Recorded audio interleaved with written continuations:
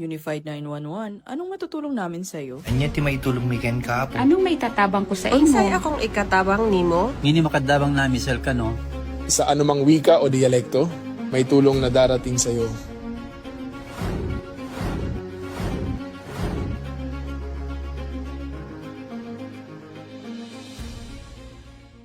Lilingkod sa bawat Pilipino at magbibigay ng tamang impormasyon para sa tahimik at maayos na Pilipinas. Police News Network, alagad ng batas, tagapagtaguyod ng balitang pulis, sandigan ng mamamayan, patnubay ng katotohanan.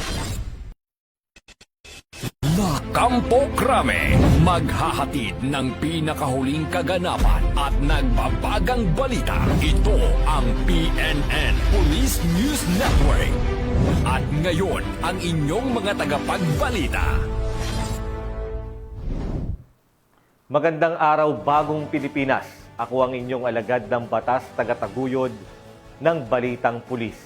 Patrolman Lubimir Julian, maghahatid sa inyo ng tamang balita, kwento ng pulis at serbisyo para sa mamayan, at ito ang PNP News Online. Ang pangunahing balita ng Police News Network, alagad ng batas, tagataguyod ng Balitang Pulis.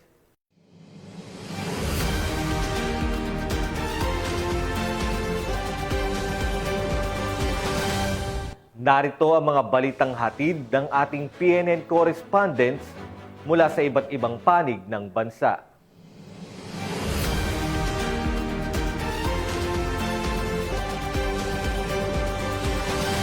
Pinasinayaan na ang 2 bagong gusali ng police station sa mga bayan ng Malasike at Calasiao, Pangasinan bilang bahagi ng pagpapatibay ng struktura ng Philippine National Police sa rehiyon.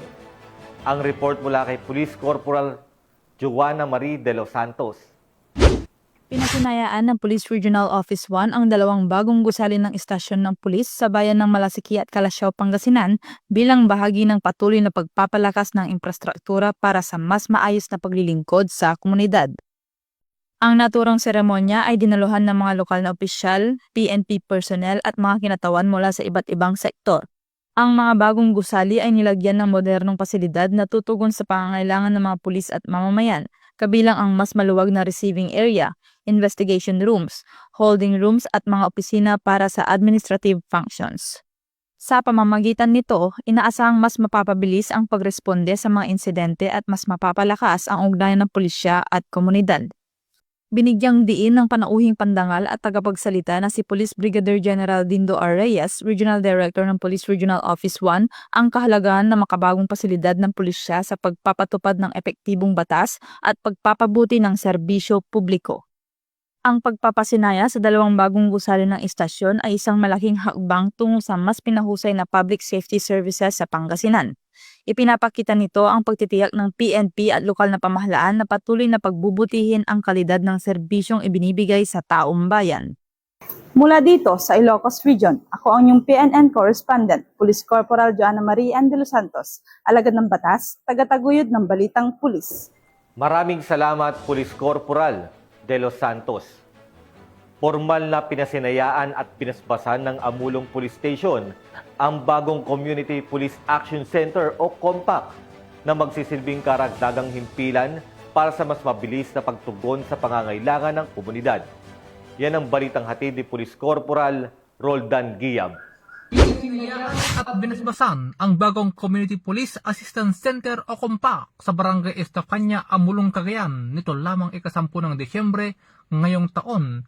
Ang COMPAC ang magiging bagong tahanan ng serbisyong pangkapayapaan sa bayan, isang strategic point para sa mas mabilis na police response, mas presensya ng kapulisan at mas ligtas na komunidad. Ang pasilidad ay buong pusong donasyon ni Pastor Arnaiz de la Cruz ng My Brothers Keepers Life Coaches na nagbigay rin ng mensaheng tumutulak sa pagkakaisa ng simbahan, pamayanan at PNP. Pinangunahan ng Provincial Director na si Police Colonel Mardito Angulwan ang seremonya kasama ang guest of honor na si Police Brigadier General Antonio Marlag Jr., Regional Director ng Pro 2 na kinatawan ni Police Colonel Julio Go. Sa kanyang mensahe, pinasalamatan ni Police Colonel Go ang lokal na pamahalaan ng Amulong sa suporta sa proyekto. Ayon sa kanya, ang compact ay patunay na solidong ugnayan ng LGU, stakeholders at PNP para sa kapakanan ng mamamayan. Nagpaabot din ng pasasalamat si Police Major Jose Cabado, Chief of Police ng Amulong, at sinabing magbibigay ito ng ligtas at maayos na lugar para sa mga pulis na nagsisilbi sa bayan. Pinangunahan ni Pastor Jonathan Camcam ang pagbabasbas ng gusali habang nagbigay ng mensahe ng suporta ang LGU sa pangunguna ni Municipal Administrator Irma Aguiling. Ang bagong compact, simbolo ng pagkakaisa, malasakit at mas matatag na serbisyong pangkapayapaan para sa Amulong, Cagayan. Mula dito sa lalawigan ng Cagayan, ako ang inyong PNN correspondent, Police Corporal Diab, alagad ng batas, tagataguyod ng Balitang Pulis. Maraming salamat, Police Corporal Giyab.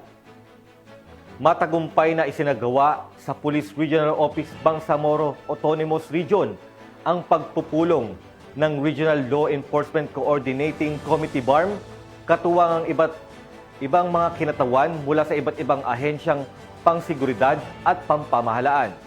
Nakatutok dyan si Patrolwoman Leonora Gawang. Isang matagumpay na Regional Law Enforcement Coordinating Committee BAR meeting ang isinagawa sa Police Regional Office BAR na pinangunahan ni Police Brigadier General Jason C. D. Guzman, Regional Director ng ProBAR, nito lamang ika-10 ng Disyembre taong kasalukuyan. Dinaluhan din ng iba't ibang ahensya ng gobyerno ang naturang pagpupulong tulad ng Philippine Marines, BFP, BGMP, AFP, MILG at NAPOLCOM upang magbahagi at talakayin ang mahahalagang update hinggil sa kalagayan ng kapayapaan at kaayusan sa Bangsamoro. Binigyang diin sa mga talakayan ang kahalagahan ng higit ng pagpapatibay ng interagency collaboration, pagpapahusay ng mga mekanismo sa pagpapalitan ng impormasyon, pagpapatibay ng mga protocol sa pag-uulat at pagtugon sa mga insidenteng may kinalaman sa cybersecurity upang matiyak ang nagkakaisa, intelligence-driven at maagap na seguridad ng rehiyon. Layunin ng Regional Law Enforcement Coordinating Committee BAR meeting na palakasin ng koordinasyon at pagtutulungan ng iba't ibang ahensyang tagapagtupad ng batas sa rehiyon upang mapanatili ang kapayapaan at kaayusan sa Bangsamoro. Mula rito sa rehiyon ng Bangsamoro, ako ang inyong Police News Network Correspondent, Patrolwoman Leonora Gawang, alagad ng batas, tagataguyod ng Balitang Pulis. Maraming salamat, Patrolwoman Gawang. Inilunsad ng Cebu City Police Office ang isang 2-day LTOP one-stop shop caravan na layuning pabilisin at gawing mas accessible ang pagproseso ng license to own and possess firearms para sa mga gun owners sa lungsod. Magbabalita dyan si Patrolwoman Nikia Caniedo. Itong Disyembre 9 taong kasalukuyan ang License to Own and Possess Firearms One-Stop Shop Caravan ng Cebu City Police Office sa pangunguna ni Police Colonel George V. Lianan, Officer in Charge sa Gaisano Mall, Cebu City. Ang 2 araw na aktibidad na tatakbo hanggang Disyembre 10 ay layuning gawing mas madali at mas epesyente para sa publiko ang pagkumpleto ng kanilang firearms licensing requirements. Formal na binuksan ang caravan sa pamamagitan ng isang seremonyang dinaluhan ni Cebu City Mayor Honorable Nestor D. Archival Sr.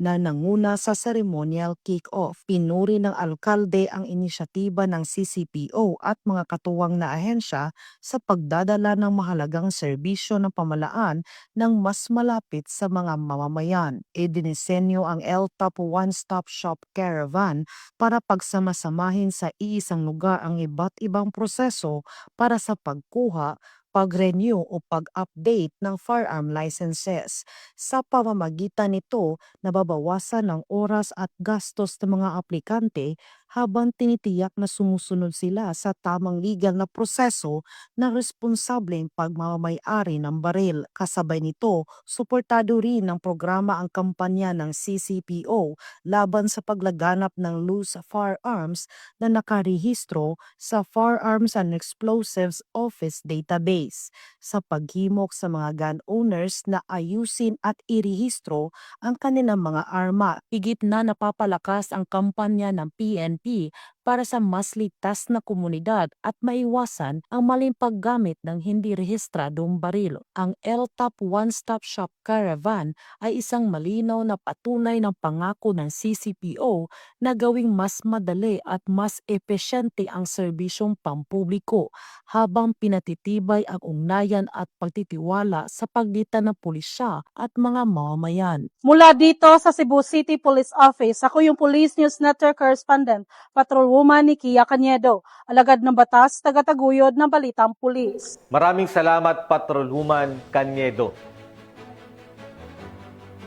Maagang pamasko ang hatid ng 602nd Company, Regional Mobile Force Battalion 6 sa mga residente ng Sitio Dao, Kalinog matapos mag-ikot sa mga bahay-bahay upang personal na maihatid ang kanilang mga munting regalo para sa ating mga kababayan.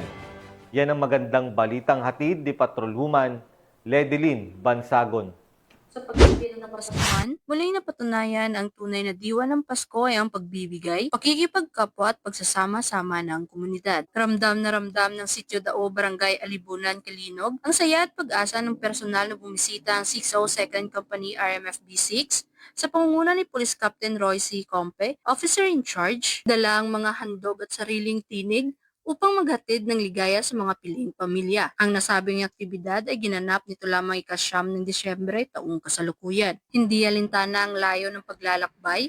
Naglibot ang mga personnel ng 602nd Company sa bawat sulok ng Sitio Dao, bitbit ang presensya ng malasakit at musika ng Pasko. Sa bawat pintuang kanilang kinatok, sinalubong nila ang mga residente ng masiglang caroling, umaawit ng mga tradisyonal na awiting pamasko na nagbibigay init at saya sa bawat tahanan kanilang napupuntahan. Kasabay ng kanilang mga himig ay ang pamamahagi ng Noche Buena Package, mga gift packs na puno ng pangunahing pangangailangan at mga pagkaing pampasko na nagsisilbing karagdagang biyaya para sa mga pamilya ngayong darating na Kapaskuhan. Malaki ang naging pasasalamat ng mga taga-Sitio Dao sa inisyatiba ng RMFB 6. Ang pagbisita ng 602nd Company ay nagbibigay buhay sa komunidad, nagpapatibay ng ugnayan at nagpapaalala ng kahalagahan ng pagkakaisa. Pinapatunayan ng PNP na ang tunay na kapulisan ay puso, malasakit at pagkakaisa para sa bayan. Bagong PNP para sa bagong Pilipinas, serbisyong mabilis, tapat at nararamdaman. Mula dito sa Police Regional Office 6, ako ang inyong Police News Network Correspondent, Patrolwoman Ledilyn Bansagon, alagad ng batas, tagataguyod ng Balitang Pulis. Maraming salamat, Patrolwoman Bansagon. At yan ang mga balitang hatid ng ating mga PNN correspondents mula Luzon, Visayas at Mindanao. At mga ka-PNN, 14 days na lang, Pasko na.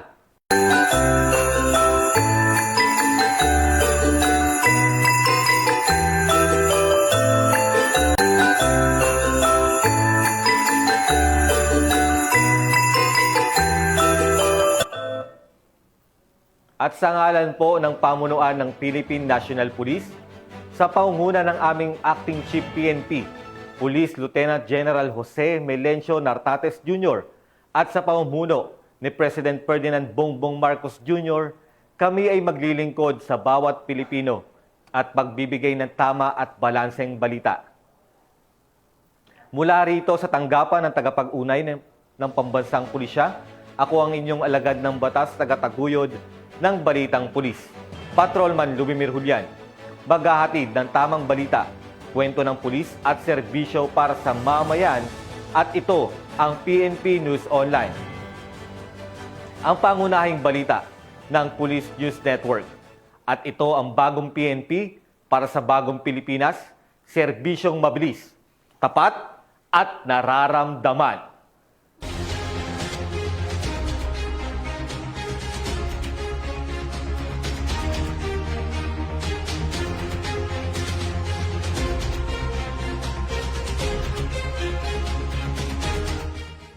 Police News Network, alagad ng batas, tagapagtaguyod ng balitang pulis.